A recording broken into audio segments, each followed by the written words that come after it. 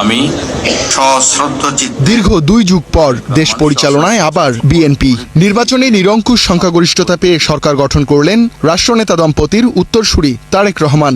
অভিজ্ঞতা ও তারুণ্য মিলিয়ে সাজিয়েছেন তার প্রথম মন্ত্রিসভা, যেখানে অর্থ বিষয়ক 2টি গুরুত্বপূর্ণ মন্ত্রণালয়ের দায়িত্বে এসেছেন চট্টগ্রাম 11 আসনের এমপি আমির খসরু মাহমুদ চৌধুরী।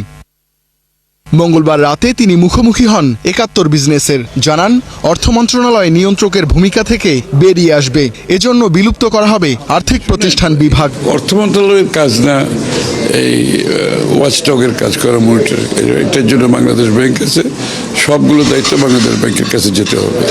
এ ব্যাপারে কোনো একটা বিএনপির সময় আমরা আগেও বিলুপ্ত করেছি, বিগত দুর্নীতিবাজ ফ্যাসিস্ট সরকার আবার এগুলো পুরনো ফেরত এনেছে লুটপাটের জন্য, আবার আমরা এটা বাদ দিয়ে দেবো, এই ব্যাপারে কোনো সন্দেহ নেই।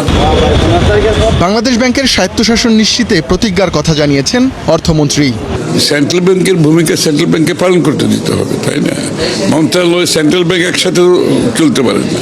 সেন্ট্রাল ব্যাংকের ভূমিকা যেটা রেগুলেটরি ওয়াচডগের ভূমিকা, এগুলো সেন্ট্রাল ব্যাংকে করতে দিতে হবে। আর যে অর্থ মন্ত্রণালয়ের যে পলিসি মেকিং যেগুলো দায়িত্ব অর্থ মন্ত্রণালয় করবে।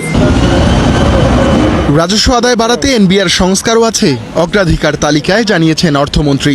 সংস্থাটির পৃথকীকরণ প্রক্রিয়া পর্যালোচনা করা হবে বলেও জানান তিনি। না, এটা তো একটা হাফ বেকড প্রজেক্ট রয়ে গেছে এখন, এটা আসলে এদিকেও না ওদিকেও না, এটাকে আমরা অ্যাড্রেস করবো। আমরা দেখি তারা কি করেছে, একটু ডিটেলসে গিয়ে এটাকে পরীক্ষা নিরীক্ষা করে আমাদের সিদ্ধান্ত নিতে হবে আমরা কি করব। আমাদের যত প্রোগ্রাম দিয়েছি বিএনপির পক্ষ থেকে সবগুলো বাস্তবায়নকে মাথায় রেখে এগুলোর উপর হোমওয়ার্ক করে রিসার্চ করে এই কথাগুলো বলা হয়েছে।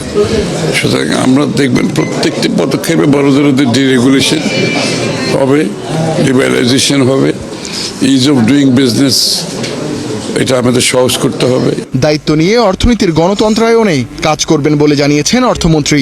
সরকারি চাকরিজীবীদের জন্য পে কমিশন রিপোর্টও বিশ্লেষণ করা হবে বলেও জানিয়েছেন তিনি। এটা আমাদের দেখতে হবে, আমি তো না দেখে বলতে পারবো না টোটাল অ্যামাউন্ট কি, এটা আমরা কতটুকু বাস্তবায়ন করা সম্ভব বর্তমান আর্থিক অবস্থায় বাংলাদেশের যেখানে আছে।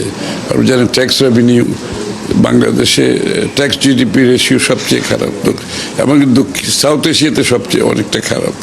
তা আমাদের তো এই সব দেখে আমাদেরকে সিদ্ধান্ত নিতে হবে কতটুকু কখন কিভাবে বাস্তবায়ন করা যায়, সেটা আমরা পরীক্ষা নিরীক্ষা করে আমরা দেখব। রুহুল আমিন, 71।